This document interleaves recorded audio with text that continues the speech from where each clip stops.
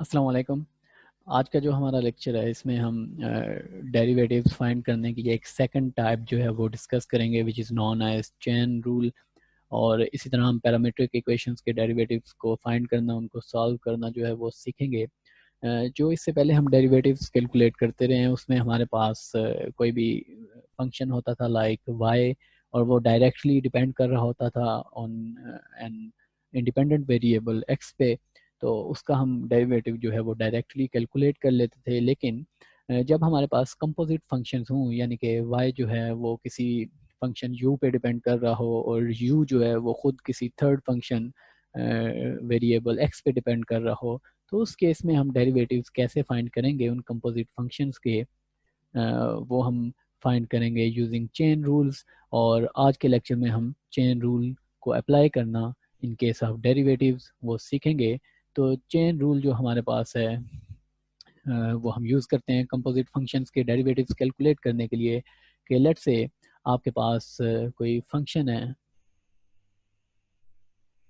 y equals to 1 divided by 2 into u, और u itself जो है वो किसी थर्ड वेरिएबल x पे डिपेंड करता है। इस केस में अगर हम कैलकुलेट करना चाहते हैं dy ओवर dx, तो हमें बेसिकली इस डेरिवेटिव्स को कैसे कैलकुलेट करना है, ये डेरिवेटिव हम कैलकुलेट कर सकते हैं using chain rule. Let's say dy over dx, इस केस में हमारे पास इक्वल्स टू होगा dy बाई dx ऑफ, यहाँ पे हम y की वैल्यू पुट कर देते हैं और ये हमारे पास इक्वेशन आ जाएगी 1 divided by 2 into D u over d x. और इस इक्वेशन को लेट से हम इक्वेशन 1 कह देते हैं। अब हम कैलकुलेट करते हैं, क्योंकि यहाँ पे हमें d u over d x की वैल्यू चाहिए, तो हम कैलकुलेट करते हैं d u over d x, और यू हमें गिवन है d by d x of, u की वैल्यू आपको 3x गिवन है, तो इस केस में आपके पास d u over d x 3 आ जाएगा। इसको अगर हम पुट कर दें पुट इन इक्वेशन 1, तो d y over d x आपके पास इक्वल्स टू आ जाएगा 1 divided by 2 into 3, which is equals to 3 divided by 2। तो इस तरीके से भी आप इस डेरिवेटिव को कैलकुलेट कर सकते हैं। लेकिन अगर हम कैलकुलेट करना चाहें इस डेरिवेटिव को एक और डायरेक्ट मेथड से, तो हम इसको लिख सकते हैं dy over dx equals to dy over du, क्योंकि y जो है वो u पे डिपेंड करता है, इनटू du ओवर dx। अगर आप इस फार्मूला को देखें जो हमने चेन रूल यहाँ पे डिफाइन किया है, अगर आप इसको देखें तो यहाँ पे आप सिंपली देख सकते हैं कि du और du आपस में लेट से कैंसिल हो जाएंगे और वापस आपको dy ओवर dx ही बचेगा। और यहाँ पे क्योंकि दोनों फंक्शंस जो हैं वो u के फंक्शंस थे, तो इसलिए हमने u को इंट्रोड्यूस करवा दिया, और इस डेरिवेटिव को हम एक इनडायरेक्ट वे से, यानी कि by writing dy over du into du over dx लिख के डेरिवेटिव को कैलकुलेट कर सकते हैं। और इसको बेसिकली आप डिफाइन करते हैं चेन रूल, और इसको आप एनी नंबर ऑफ वेरिएबल्स के लिए अप्लाई कर सकते हैं, like d y over d u multiplied by d u over d x. और इसी तरह आगे आपके पास अगर कोई z जो है वो थर्ड फंक्शन है, तो वहाँ पे भी आप अप्लाई कर सकते हैं। तो कंपोजिट फंक्शंस के केसेस में हम अप्लाई करते हैं चेन रूल।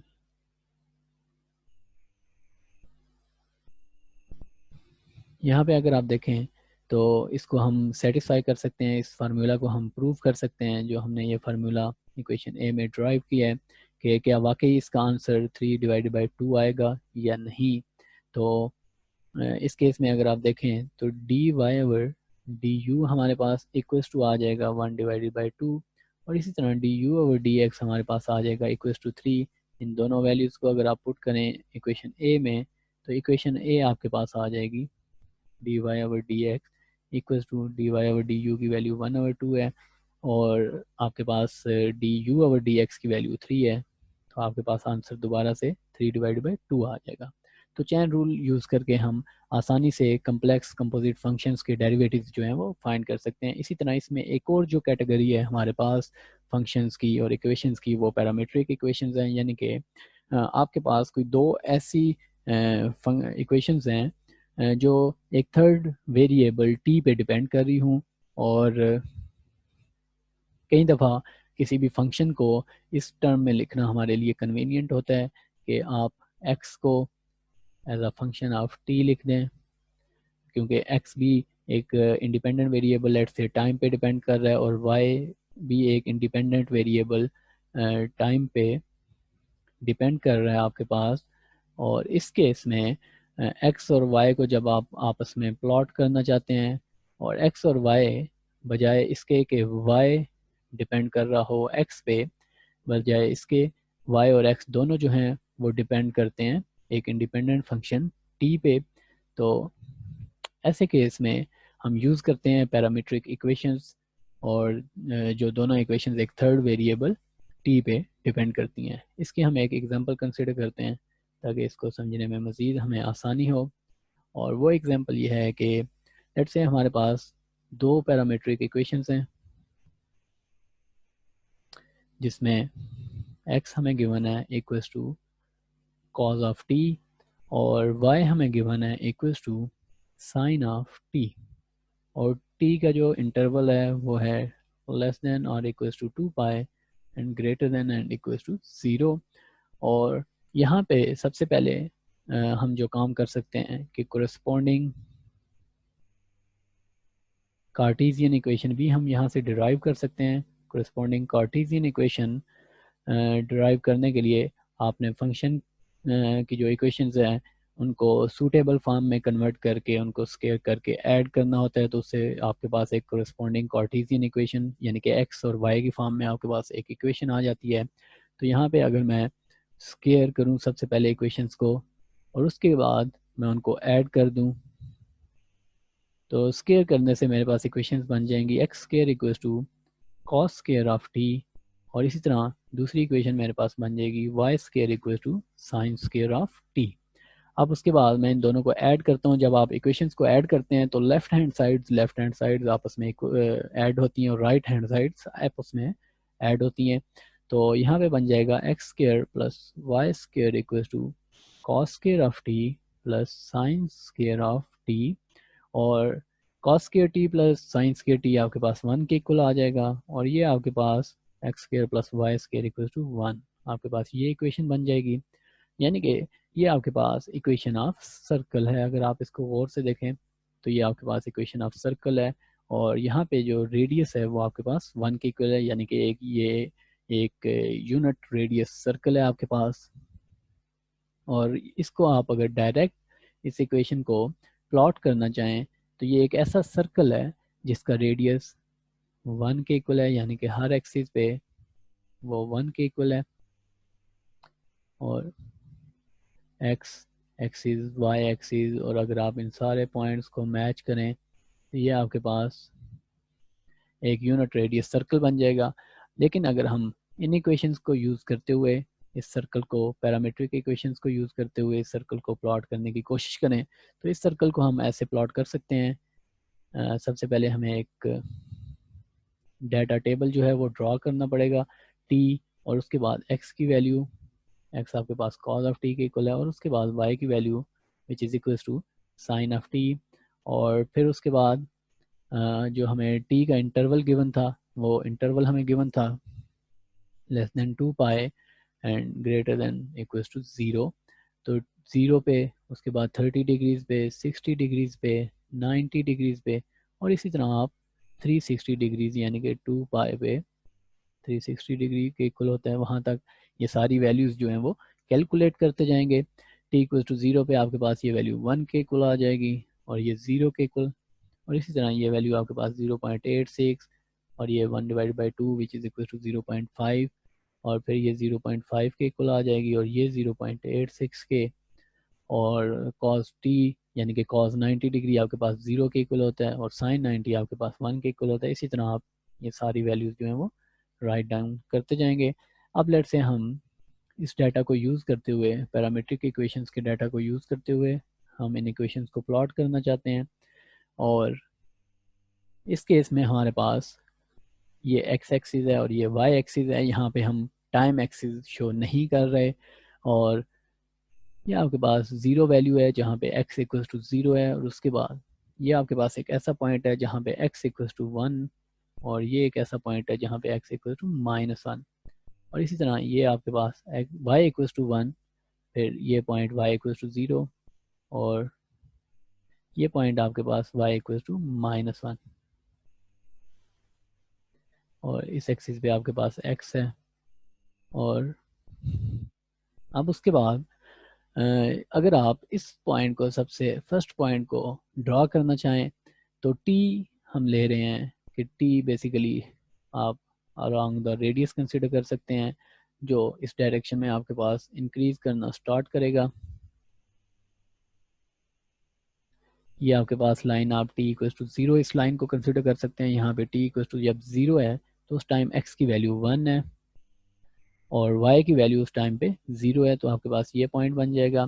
और उसके बाद जब आपके पास let's say t equals to 30 degrees है, ये आपके पास t इक्वल्स टू 30 डिग्रीज है, और t जो है वो इस डायरेक्शन में इंक्रीज हो रहा है। यहाँ पे पहुँचते पहुँचते t जो है वो आपके पास 90 डिग्रीज के इक्वल हो जाएगा। यहाँ पे पहुँचते पहुँचते t जो है आपके पास पाई के इक्वल, यानी कि 180 डिग्रीज के इक्वल।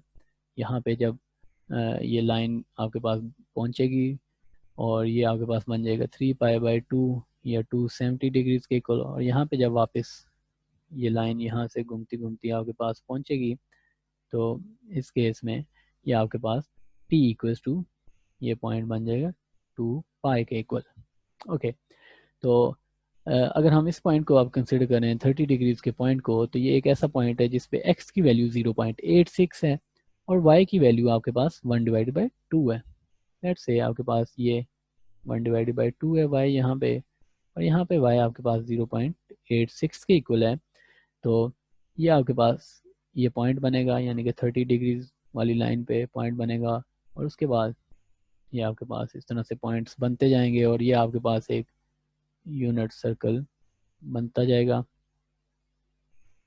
इन पॉइंट्स को प्लॉट करते हुए।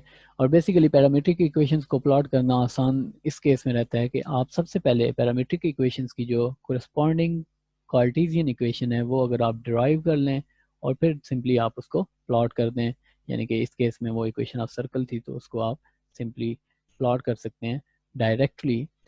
और पैरामीट्रिक इक्वेशंस जिस तरह इस केस में हमें गिवन थी, x equals to cos of t और y equals to sine of t, और इस केस में अगर हमने dy और dx कैलकुलेट करना हो तो यहाँ पे जो फार्मूला सूटेबल है, क्योंकि ये दोनों y और x एक थर्ड वेरिएबल t पे डिपेंड कर रहे हैं, तो यहाँ पे जो फार्मूला सूटेबल है वो ये है कि आप ये फार्मूला यूज़ कर लें। ये भी बेसिकली चेन रूल से ही ये फार्मूला ड्राइव किया गया है, और चेन रूल की अगर आप ये फॉर्म कैलकुलेट करेंगे, सॉरी यूज़ करेंगे फॉर पैरामीट्रिक इक्वेशंस के लिए आप चेन रूल की ये फॉर्म यूज़ कर सकते हैं। और इसी तरह फॉर कंपोजिट फंक्शंस, और कंपोजिट फंक्शन की हमने एक अभी एग्जांपल कंसिडर की थी, let's say y equals to 3u, और u जो है वो 3x के इक्वल है। और इस केस में अगर आपने dy ओवर dx यूज़ करना है तो आप उसको लिख सकते हैं dy over du into du over dx। तो आप ये फार्मूला यूज़ कर सकते हैं जब आपने कंपोजिट फंक्शन का डेरिवेटिव फाइंड करना हो, और जब आपने पैरामीट्रिक इक्वेशंस के केस में डेरिवेटिव फाइंड करना हो तो आप ये फॉर्म जो है वो यूज़ कर सकते हैं। दोनों इक्विवेलेंट फॉर्म्स हैं, दोनों चेन रूल से ही ड्राइव की गई हैं।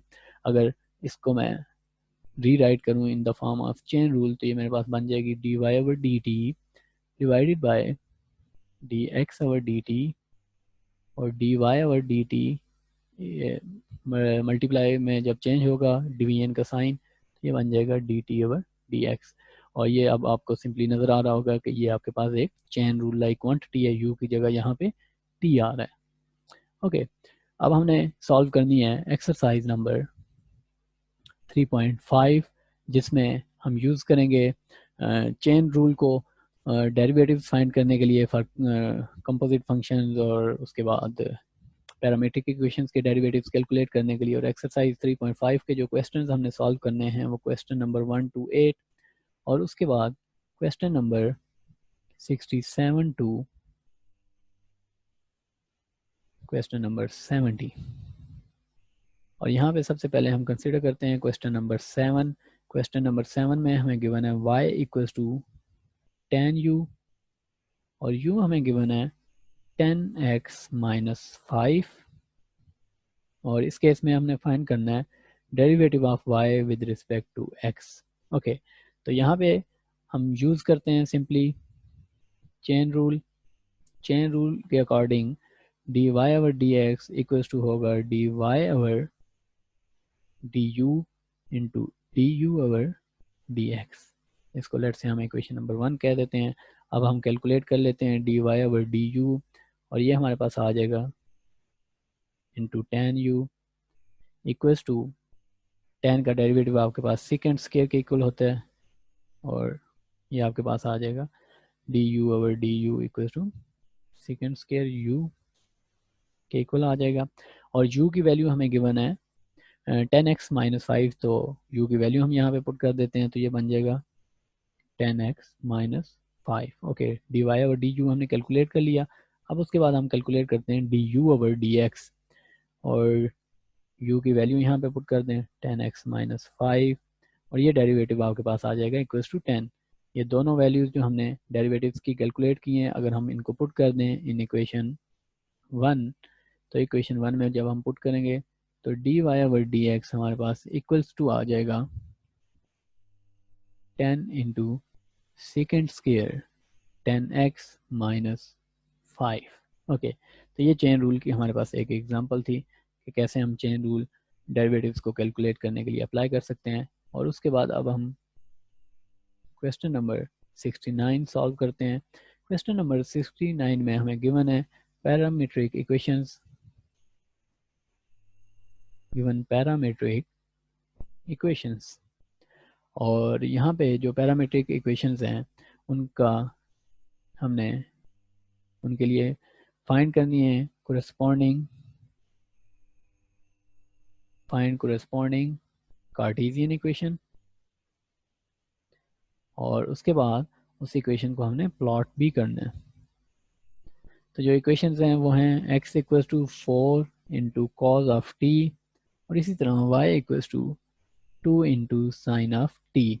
और टाइम इंटरवल जो हमें गिवन है वो है t is less than 2 pi greater than 0। और यहाँ पे हमने सबसे पहले इक्वेशंस को कन्वर्ट करना होता है इन सम सूटेबल फॉर्म, ताकि हम जब उनको स्केयर करके ऐड करें तो इक्वेशन सिंप्लीफाई हो जाए। तो इसलिए हम इस इक्वेशन को लिख लेते हैं x divided by 4 equals to cos t और इस इक्वेशन को हम लिख लेते हैं y divided by 2 equals to sine of t। उसके बाद हम इनका स्केयर ले लेते हैं x divided by 4 whole square equals to cos square t, y divided by 2 whole square equals to sine square of t। तो ये इक्वेशन हमारे पास बन जाएंगी x square divided by 4 square equals to cos square t और दूसरी equation बन जाएगी y square divided by 2 square equals to sine square t। अब इनको हम ऐड कर देते हैं दोनों इक्वेशंस को। जब हम इन दोनों इक्वेशंस को ऐड करेंगे तो ये हमारे पास आ जाएगा x square divided by 4 square plus y square divided by 2 square equals to cos square t plus sine square t।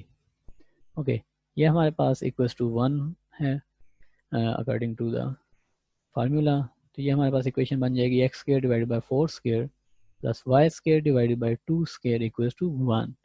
ये हमारे पास कार्टेशियन इक्वेशन आ गई, करस्पॉन्डिंग कार्टेशियन इक्वेशन।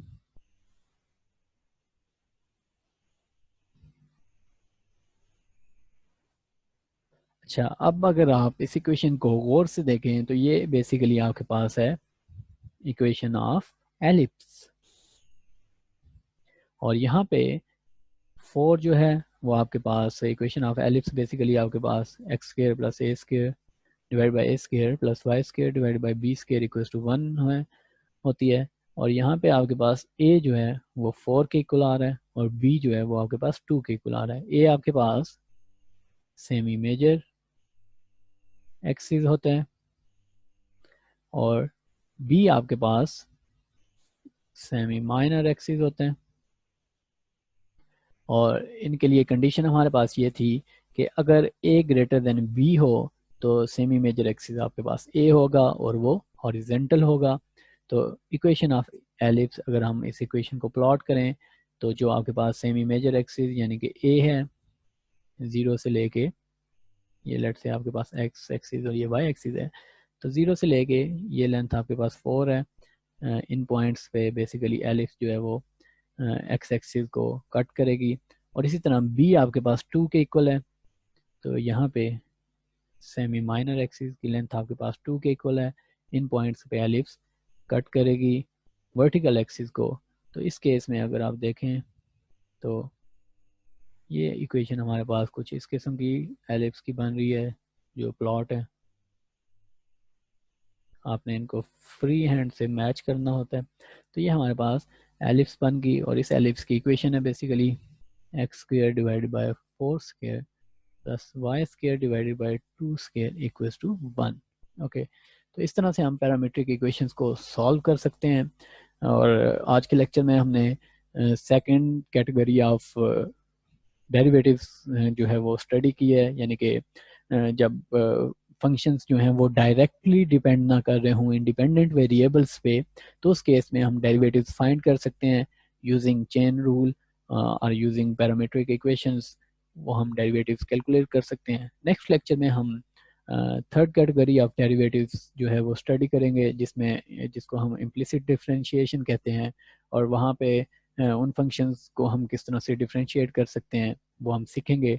तब तक अपना ख्याल रखिए। अल्लाह हाफिज़।